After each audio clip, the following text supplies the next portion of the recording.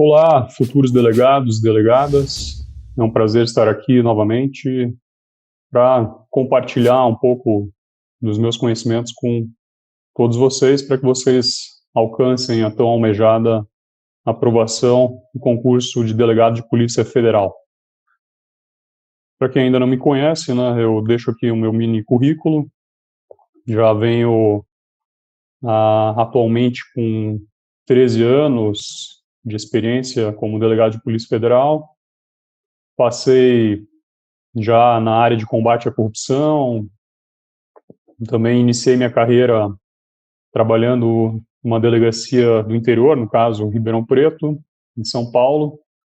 Tive a oportunidade de trabalhar com uma clínica geral, né, ou seja, atuar em todas as frentes aí de combate, né, a todos os tipos de crime que a Polícia Federal atua. Hoje, né, depois de ter atuado por um longo período na área de anticorrupção, na Polícia Federal, atualmente eu estou chefiando a Delegacia de Repressão a Crimes Ambientais e também Patrimônio Histórico aqui no Paraná, que é uma área muito boa também, né, haja vista que nós precisamos proteger o nosso meio ambiente para as presentes e futuras gerações. Então, deixo aqui, depois vocês podem ler com calma, né? E acredito que vocês fizeram uma escolha excelente, né, tomaram essa decisão, que eu acho que é o primeiro ponto que o candidato, né, para quem almeja concurso público, a primeira medida, né, que ele deve tomar na sua vida é a escolha certa, né, acerca daquilo que ele pretende, e fixar a sua meta para alcançar a tão sonhada aprovação. Então, todos vocês escolheram certo. Acredito que o cargo aí de delegado de Polícia Federal, né, hoje uma das melhores opções para quem almeja uma carreira, né, desafiadora, né, e de muito aprendizado aí ao longo de toda a sua vida de trabalho. Então, pessoal, vamos lá. Polícia Federal, né, um dos órgãos mais respeitados aí do país, né, embora a gente esteja vivenciando um momento aí de pandemia global, a Polícia Federal não para, né, e o nosso trabalho ele continua, que o policial ele precisa ir para a rua, né, ele precisa estar atuando, porque o crime não para, né, e aqui a gente está falando de crime organizado, transnacional,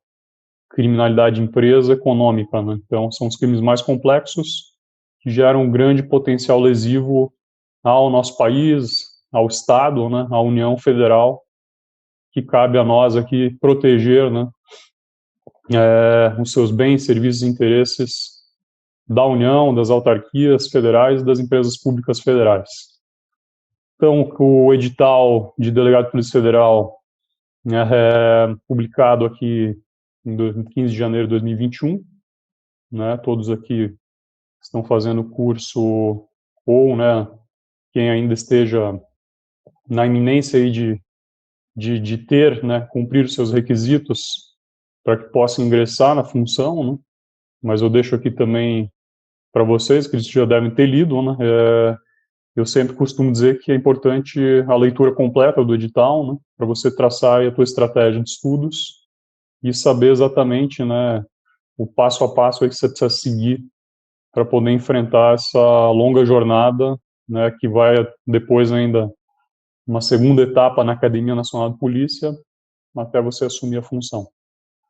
Hoje nós vamos trabalhar a matéria de Direito Processual Penal dentro de uma perspectiva mais prática, trazendo aí toda a minha experiência, né, já ao longo de vários anos nessa função, e eu quero ajudar vocês a terem essa visão bastante prática para que vocês possam estar manejando bem, né, todos os instrumentos e as prerrogativas que vocês vão deter aí quando ingressarem nessa função. Então, o tema de hoje, Direito Processual Penal, focado em aspectos práticos aí dessa função. Bom, pessoal, primeiro, né, é importante que vocês tenham uma noção do nosso sistema acusatório brasileiro aqui de persecução penal. Então, no Brasil, as funções de investigar, de acusar, de defender, de julgar, elas são exercidas, né, por autoridades distintas as quais, dentro da sua esfera de atribuição, de prerrogativas, de competências constitucionais e legais, vão agir no sentido, né, em primeiro lugar, de garantir aí o devido processo legal, mediante a observância dos princípios legais e constitucionais que regem o nosso Estado Democrático de Direito, para que se possa, então, desenvolver essa persecução penal, né? É importante ter essa visão, né, constitucional e também garantista, né, da persecução, haja vista que se você, né, atuar de modo ilegal ou violando princípios, né, isso acaba ensejando um trabalho em vão, porque eventual ação, né, penal ou a investigação criminal, né, ela vai ser objeto de questionamento, especialmente nulidades, que vão ensejar aí, né, a perda de todo esse trabalho que você vai estar desempenhando enquanto delegado de polícia. Então é importante sempre, né, assegurar o cumprimento, né, da lei e dos princípios constitucionais. Bom, a Polícia Federal, dentro do artigo 144 da Constituição Federal, ela é um órgão permanente de segurança pública, subordinado, né, ao Ministério da Justiça e Segurança Pública, organizado, então, pela União, e é estruturado em cargos públicos, né? São carreiras ali dentro da Polícia Federal que têm hierarquia, né, e atribuições distintas, e cuja missão aí constitucional está prevista, então, no parágrafo 1º do artigo 144. Como eu falei, então, há vários cargos na Polícia Federal, vocês estão optando, né, pelo cargo de delegado de Polícia Federal, mas há também outras funções, né, como de agente de Polícia Federal, escrivão de Polícia Federal, papiloscopista e também peritos criminais federais, que, né, vão atuar sempre em equipe, né, ninguém faz um trabalho sozinho ou isolado, é necessário trabalhar em equipe na polícia, né, e é importante aí que vocês tenham, né, uma boa capacidade também de liderança e de gestão quando vierem ocupar essa função. Bom, quais são, então, as missões, né, onde que a Polícia Federal atua, né, qual que é essa sua atribuição aí constitucional? Em primeiro lugar, é apurar infrações contra a ordem política e social ou em detrimento de bens, serviços e interesses da União, como eu falei, ou de suas autarquias, né, ou empresas públicas. Então, por exemplo, uma autarquia federal, né, que eu posso citar, são as universidades federais ou os institutos federais de ensino. Empresas públicas, podemos citar, por exemplo, a Caixa Econômica Federal, né, e também o próprio crimes que ocorrem contra os Correios, né. Há vários casos aí de furtos, roubos contra a Caixa, contra Correios, ou mesmo fraudes eletrônicas. Então, aqui há uma atuação, né, pela previsão constitucional da Polícia Federal na investigação desses delitos. E também outras infrações cuja prática tem repercussão interestadual ou internacional e que vai exigir uma repressão uniforme, segundo se dispuser em lei. Então, aqui há uma lei regulando essa previsão. Em segundo lugar, a atuação se dá também na prevenção e na repressão do tráfico ilícito de entorpecentes e drogas afins. Também atuamos no combate ao contrabando e descaminho, sem prejuízo da ação fazendária também de outros órgãos, né, como é o caso aí da atuação da Receita Federal do Brasil. Em terceiro lugar, exercer as funções de polícia marítima, aeroportuária de fronteiras, né, há uma atuação aqui da Polícia Federal por meio das suas delegacias de imigração, também núcleos de polícia marítima, no âmbito das fronteiras terrestres ou fronteiras que ocorrem em rios, por exemplo,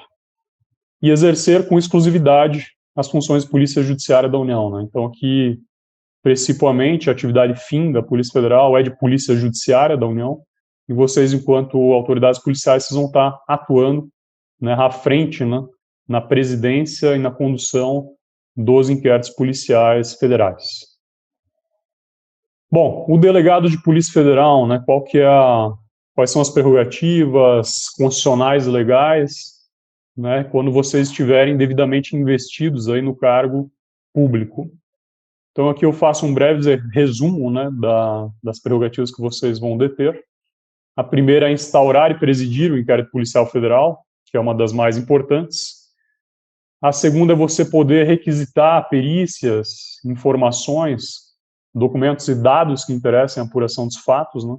Há esse poder requisitório hoje, previsto na Lei 12.830/2013. Há o poder requisitório de dados, previsto na Lei 12.850/13, que é a Lei de Combate a Organizações Criminosas, né, de você poder requisitar dados cadastrais, também previsto na Lei 9.613, né, o poder do delegado de requisitar dados que objetivem, por exemplo, a instrução de investigações de combate à lavagem de dinheiro. Então, há várias previsões legais aqui, que a gente vai observar, que dão, né, prerrogativas, poder requisitório para o delegado de Polícia Federal. Fundamentar e determinar o indiciamento, né, então cabe ao delegado, é um ato privativo do delegado de polícia, o indiciamento, está previsto na 12.830/13, e assim, por consequência, a inclusão em folha aí de antecedentes criminais. A decisão, né, de você lavrar um auto de prisão em flagrante, né, ou soltar, né, aquela pessoa que é apresentada à autoridade policial. Então, é uma outra prerrogativa que nós vamos enfrentar aí quando dá prisão em flagrante,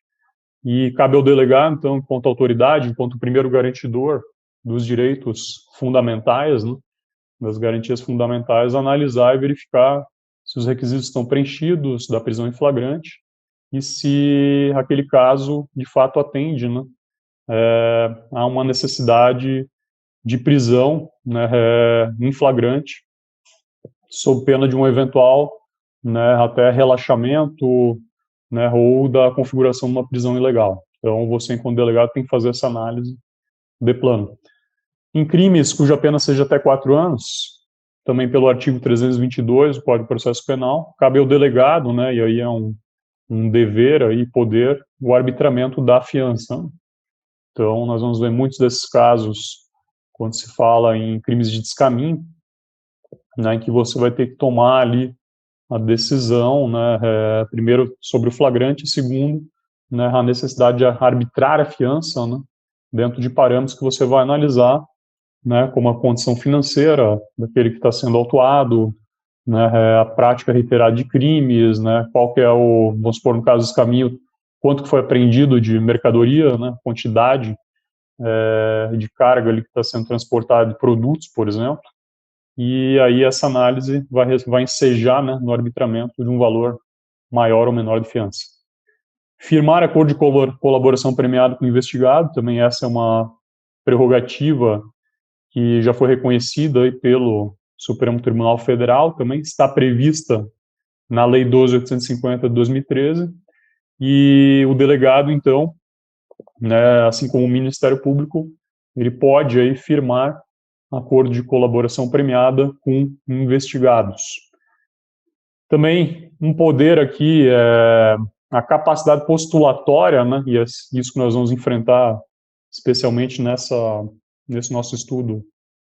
de hoje, essa capacidade de você postular, né, em juízo, no sentido de representar, né, por medidas cautelares pessoais ou patrimoniais. Então, aqui cabe ao delegado, no curso da investigação, a representação por uma prisão preventiva, por uma prisão temporária, né, pela busca e apreensão, pela interceptação telefônica e telemática também. E aqui a gente vê, né, hoje uma grande expansão, né, da parte telemática, aí, com aplicativos de conversa, né, com o uso cada vez maior de tecnologias, né, que fazem com que você tenha que, né, utilizar os meios legais de obtenção de prova para estar conseguindo produzir, né, obter elementos de informação e provas aí voltadas à prova de crimes. Representação também por quebra de sigilo bancário, fiscal, pelo afastamento de funções públicas, né? Ou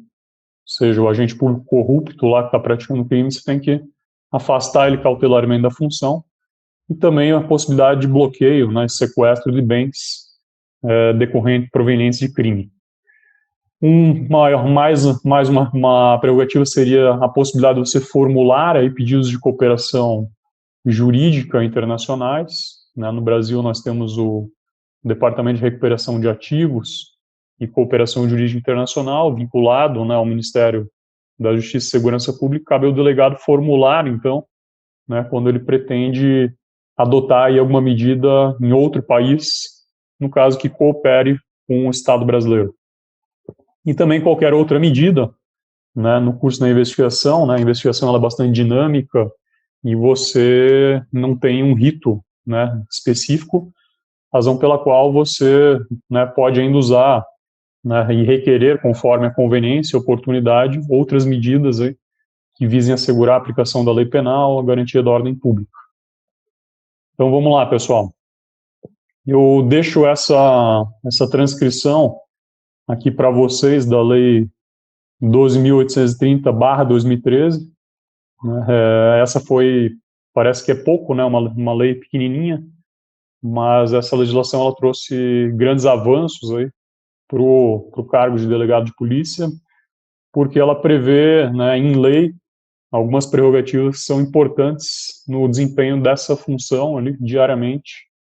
especialmente pela dinâmica, pela rapidez, né, com que você tem que estar agindo aí para que possa investigar, né, com efetividade, né, todos os crimes que chegam ao seu conhecimento. Então, essa lei ela tem 3 artigos aí. Ela vai dispor sobre a investigação conduzida pelo delegado de polícia e ela vai, então, primeiramente dizer aqui que a função do delegado ela é de natureza jurídica, ela é essencial e exclusiva de Estado. De fato, né, a carreira de delegado de Polícia Federal é uma carreira típica de Estado, né, não se vê outra opção para essa função, senão que ela tenha, né, de fato, né, haja para quem ocupa essa função uma estabilidade, uma carreira, né, uma valorização dessa função, né, dentro das importantes, né, uma importante atividade que é desempenhada, né, que é essencial em prol do interesse público e da segurança da sociedade. Então, nós sempre temos a expectativa de um reconhecimento, né, dessa importante atividade aí que os delegados desempenham, né, em prol de um país justo, de uma sociedade íntegra, né, e com menos criminalidade. O delegado de polícia, que na qualidade, então, de autoridade, é ele que vai conduzir a investigação criminal, né, está previsto em lei, por meio do inquérito policial, no qual ele vai apurar, então, as circunstâncias, né, ele vai buscar reunir elementos de materialidade e indícios suficientes de autoria. Durante esse trabalho de investigação, como eu falei, né, além dessa lei 12.830, há outras leis que vão prever essa possibilidade. O delegado ele vai, então, requisitar dados, informações, documentos que interessem a apuração do fato. Vai requisitar também perícia, né, naqueles crimes que deixam vestígios, para que possa, então, ter aí, né, materialidade, né, e conseguir identificar quem praticou o crime. O inquérito policial, né, ele, uma vez instaurado, né, pela autoridade policial, distribuído a ela, instaurado, né, a gente pode fazer uma analogia aqui naquele princípio do promotor natural, né, seria o delegado natural do caso. Então, ele fica vinculado àquela investigação. A fim de evitar aí que eventuais trabalhos investigativos fossem, né, avocados ou redistribuídos sem um fundamento, a lei também previu no parágrafo 4º a necessidade de que o superior hierárquico ele dê um despacho fundamentado por motivo de interesse público ou caso aquele que esteja conduzindo, né, o delegado esteja conduzindo o inquérito, não esteja observando princípios, normas previstas em regulamentos da corporação que possam prejudicar a eficácia da investigação. Então, nessas hipóteses poderia haver uma avocação, né, uma redistribuição daquele caderno investigatório, daquela investigação para outra autoridade policial. É necessário, como a lei prevê, fundamentação, né? Se não houver fundamento, né, caso, por exemplo, um delegado esteja investigando uma pessoa poderosa e por conta disso pretende-se evitar, né, algum desgaste de cunho político, alguma situação em que não se queira trazer efetividade nessa investigação, né, isso de forma alguma poderia, por exemplo, esse inquérito ser redistribuído com base numa ausência de motivação, né, conforme prevê a lei, ou sem motivo algum, né, isso constituiria aí né, uma violação à prerrogativa, e posso falar para vocês que nesse meu período de Polícia Federal nunca aconteceu isso, né, eu acredito que faticamente no âmbito da Polícia Federal sempre houve uma grande autonomia, sempre foram preservadas aí as prerrogativas independente dessa previsão legal, né, no sentido de que, uma vez instaurado e conduzida a investigação pelo delegado, né, ele possa conduzir aquele trabalho independente de quem ele vai atingir, né, seja uma pessoa poderosa, política ou economicamente. Novamente, também nessa mesma linha, né, de raciocínio, a lei ela prevê a impossibilidade de você remover o delegado de polícia, né, sem um ato fundamentado. Então, também é uma forma de se proteger, né, tornar inamovível o delegado. E aí, na sequência, a lei prevê que o indiciamento ele é um ato privativo da autoridade policial, que vai se dar por um despacho fundamentado, mediante uma análise técnica jurídica do fato, em que você, enquanto delegado, você vai indicar a autoria, a materialidade e as circunstâncias com que foi praticado o crime. O cargo de delegado, como vocês já sabem também, ele é privativo de bacharel em direito, né, e também há aqui uma previsão sobre um tratamento protocolar, né, que seria idêntico ao de magistrados, membros da Defensoria, Ministério Público e advogados. Bom, pessoal, seguindo aqui, apesar dessas previsões, né, já se reconhece pelo Supremo Tribunal Federal a possibilidade, a competência do Ministério Público ele também realizar aí, por autoridade própria, investigação de natureza criminal. Então, isso, né, eventualmente, caso caia na prova, como foi o caso da última prova do CESP-SEBRASP, em 2018, um ponto aí da prova oral, né, em que o STF ele já reconheceu, então, que o Ministério Público ele pode, né, promover investigações penais, no entanto, desde que respeitados aí direitos e garantias do indiciado ou de qualquer pessoa que esteja sob investigação. Aqui, então, é importante constar, né, conforme até o gabarito da prova, que o Ministério Público, né, quando atua enquanto investigador, ele precisa respeitar, então, direitos e garantias fundamentais, precisa formalizar o ato investigativo, né, deve documentar isso, né, no caso da polícia a gente tem o inquérito policial, o MP, ele, né, costuma usar o PIC, né, que é o procedimento de investigação criminal, deve observar também a reserva constitucional de jurisdição, quando ele for manejar, por exemplo, técnicas especiais de investigação, interceptação telefônica, quebra de sigilo bancário, telemático, dentre outras, e também a necessidade de controle judicial, né? Ou seja, o inquérito policial, ele é uma investigação que eu entendo mais garantista do ponto de vista do controle, porque você tem o controle do Ministério Público, né? Você tem o controle do juiz, você tem um acompanhamento aí pelo advogado, né? Em casos cujo sigilo ele não é necessário, né? Totalmente, com base no Estatuto da Ordem. Você tem a possibilidade de acesso aí, né, pelo investigado por meio da sua defesa, e tem o controle ainda correcional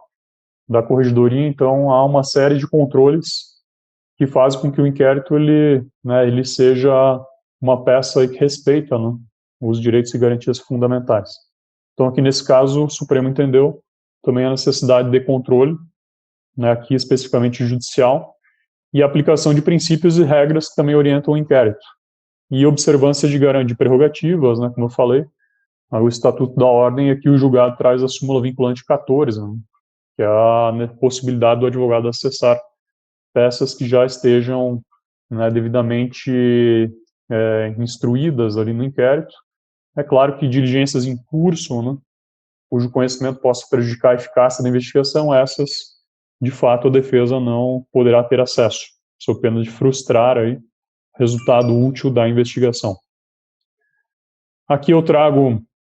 um breve resumo, né, do que se entende por inquérito policial. Então, é um procedimento administrativo preliminar, ou seja, da fase pré-processual, de natureza investigatória, presidido pelo delegado de polícia, pode ser o federal ou o civil, com o objetivo de apurar as circunstâncias, a materialidade e a autoria das infrações penais, ali, citando a 12.830 que eu já li para vocês, e é aí o principal instrumento de que se vale o Estado para investigar fato tipificado como delito. Né? A gente não pode tratar um inquérito, né, como uma mera peça que vai, digamos assim, dar apoio a uma acusação. Na verdade, o inquérito hoje, né, por meio das grandes operações aí,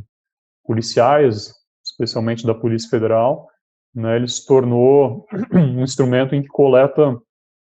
todo elemento de informação, prova, e que a partir de um bom inquérito é que você vai ter lá na frente ou uma absolvição ou uma condenação. Então, realmente o inquérito hoje é um principal instrumento que se vale o Estado, né, para investigação do fato tipificado e que vai resultar em condenação ou não, conforme esse trabalho venha sendo desenvolvido. O inquérito ele pode ser instaurado mediante auto de prisão em flagrante delito, com base no 304 a 310 do Código de Processo Penal, ou por meio de portaria.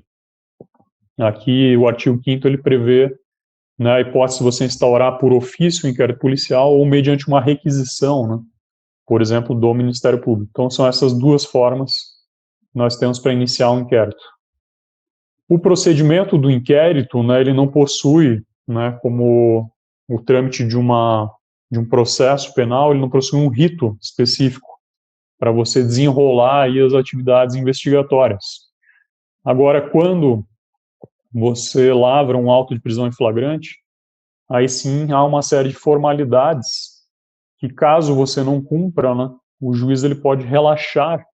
esse flagrante por entender que ele é ilegal e determinar, então, a soltura do preso, né? E hoje vocês sabem que há a audiência de custódia, realizada aí em 24 horas após a lavratura da prisão em flagrante. Então, né, o delegado ele tem que seguir essas formalidades, né, que estão previstas aqui nesses dispositivos, né, o 304, inicialmente sob pena, então, você ter relaxado esse flagrante. Seria uma prisão ilegal. Então, quando você lavra a prisão, você tem que observar direitinho, né,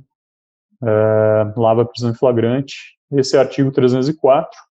que vai trazer aqui, né, a necessidade de você ouvir o condutor,